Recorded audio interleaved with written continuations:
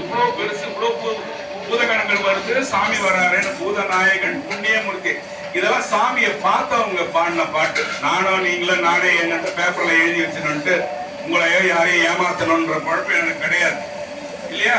இப்போ அந்த அவருக்கு என்ன சொல்றாரு சாமி, நீ வேதத்தை விட்டுட்டியே பாட்டு. அதுக்காக இந்த 2 பாட்டு உங்களுக்கு கொடுத்துருக்கேன். வேதத்தை விட்டுட்டே போது அந்த ராஜா என்ன பண்றான், திருப்பி போய் எல்லா வேதியரையும் கூட்டிட்டு வந்து சாமிக்கு எல்லா பூஜையும் செஞ்சு அவன் நல்லபடியா சாமி கிட்ட போய் சேர்ந்தது ஒரு கதை.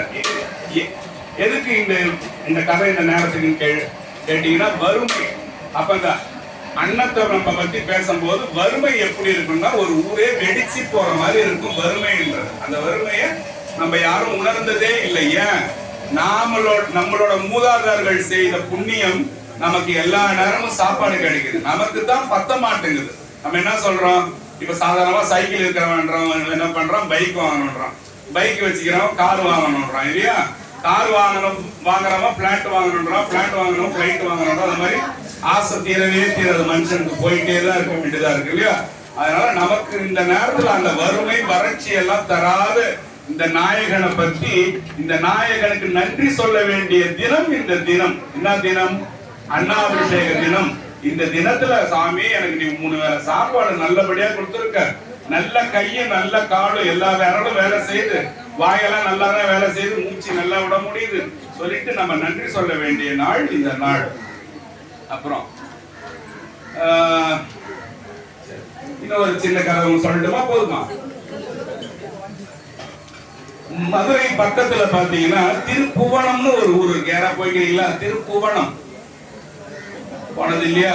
மதுரை கோயிலுக்கு போனா இனிமேல திருப்புவனத்துக்கு போனோம்.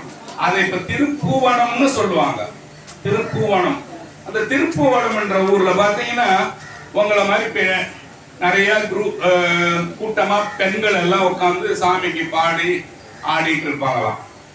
அந்த காலத்துல தேவதாசிகள்னுவாங்க. இந்த காலத்துல அந்த தாசின்ற வேலை அசிங்கமா சொல்லிட்டாங்க. தாசினா கெட்ட பொம்பளை, அப்படிலாம் ஒண்ணுமே இல்லை. தேவ தாசின்ற வார்த்தை என்னன்னா, இறைவனுக்கு சேவை செய்யக்கூடிய பெண்கள் பேரு தான் தாசி. அது புனிதமான வார்த்தை. இப்ப அது அசிங்கமான வார்த்தையை மாத்திட்டாங்க யாரும் இல்லையா? அத மாதிரி சிவபெருமானையே நினைச்சு சிவபெருமானுக்கே மாலைல காய்கறி மாலைல எங்கம்மா? அம்மா மொபைலார் எங்க காணா?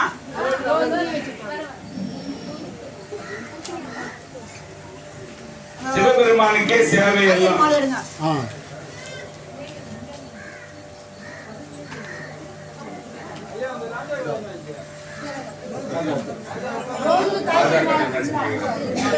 கேட்டாரா கேட்கல.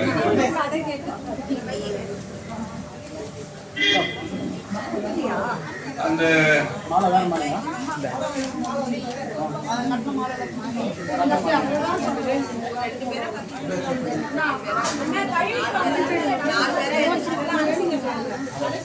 கழுவி போங்கன்னா கழுவி வச்சு கொடுங்க. கழுவி வச்சு கொடுங்க வாங்க.